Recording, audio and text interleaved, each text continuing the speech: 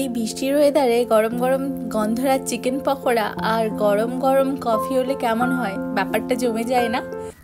আজ বিকেলে ঘুরতে ঘুরতে নতুন রেস্টুরেন্টের সন্ধানে আমরা পৌঁছে গেছিলাম নিউ টাউনেরই কফি হাউসে।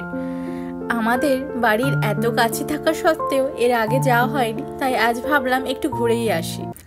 যেতে যেতে রাস্তায় এটা হলো ইকো আরবান ভিলেজ। এর আগে আমি এর অনেক ভিডিও দেখেছি, কিন্তু আমার এখনো আসা হয়নি। একদিন আবার আসবো আর তোমাদের সাথে ভিডিও শেয়ার করব।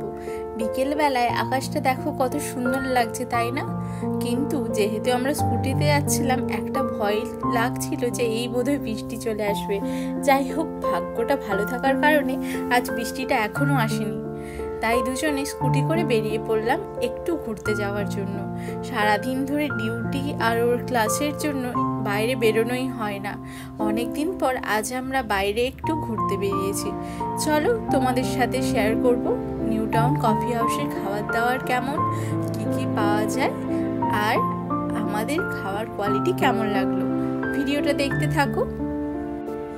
আমার চ্যানেলে নতুন হলে চ্যানেলটাকে সাবস্ক্রাইব করার অনুরোধ রইল। আর তোমাদের যদি এই ভিডিওটা ভালো লাগে, একটা কিন্তু কমেন্ট করতে অবশ্যই ভুলো না। চলো, আমরা এখন পৌঁছে গেছি নিউ টাউনের কফি হাউসে। বাইরে থেকে দেখে মনে হচ্ছে না কোনো রাজমহলে চলে এলাম।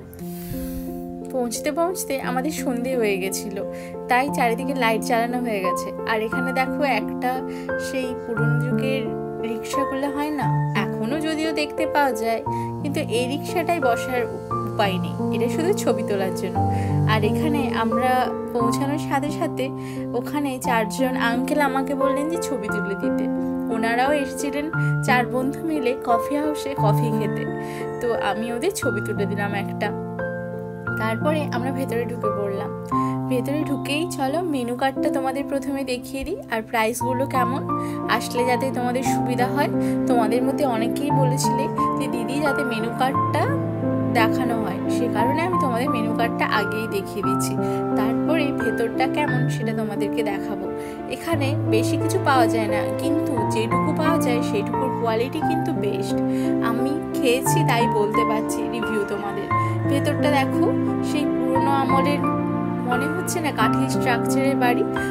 এখানে তোমরা বসে বসে খেতে খেতে টিভিও কিন্তু দেখতে পারবে।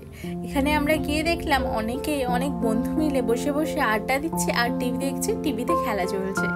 চলো, এরপর কি কি অর্ডার করেছিলাম সেটা তোমাদের দেখায়। প্রথমে আমরা অর্ডার করেছিলাম হাক্কা নুডলস।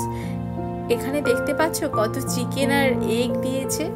আমি এত জায়গাতে নুডলস ট্রাই করেছি, বাট এখানে নুডলসটা আমার ভালো লাগলো। তারপরে আমরা অর্ডার করেছিলাম 2 কাপ কফি। কফিটা সত্যিই ভালো ছিল। আর কফির সাথে আমরা অর্ডার করেছিলাম গরম গরম চিকেন পকোড়া। সেই চিকেন পকোড়াটা তোমাদের চলো দেখায়। আর এই ছিল আমার কফি। আমার কফিটাতে কিন্তু একটুও চিনি দেওয়া ছিল না, যদিও সুগারের প্যাকেট দিয়েছে। আমি 1 প্যাকেট পুরো ঢেলে দিয়েছিলাম, তাও চিনিটা যেন কম মনে হচ্ছিল। তারপরে আমরা এখানে অর্ডার করেছিলাম গন্ধরাজ চিকেন পকোড়া। চলো, এখন খাওয়ার কোয়ালিটিটা কেমন হয় সে টেস্ট করে দেখা যাক। আর এখানে চিকেন পকোড়াটা দেখো, চিকেনটা কতটা পরিমাণে আছে সেটা তোমাদেরকে দেখায়। আর তোমরা দেখেই বুঝতে পারবে কত বড় চিকেনের টুকরো আছে। আর এমনি সময় অন্য জায়গাতে চিকেন পকোড়া খেলে সেখানে চিকেনের টুকরো ছোট থাকে আর কর্নফ্লাওয়ারের স্টাফিংয়ে বেশি থাকে। যাই হোক, খাওয়া দাওয়াটা ভালোই ছিল, খাবারের কোয়ালিটিও ভালো। আর এখানে আমার একটা বেস্ট জিনিস কি লাগলো বলো তো, খাওয়ার অর্ডার দেওয়ার সঙ্গে সঙ্গে বলতে পারো উইদিন 5 মিনিটসে আমাদের খাওয়াটা পৌঁছে দিয়েছিল। এই জিনিসটা আমার ভালো লাগলো। অনেক রেস্টুরেন্টে গেলে ওখানে অনেকক্ষণ ওয়েট করতে হয়। এটার একটা লজিক যেটা আমি বুঝলাম, এখানে এত লোক হয় তাই এনাদের খাওয়ার প্রিপেয়ারই থাকে।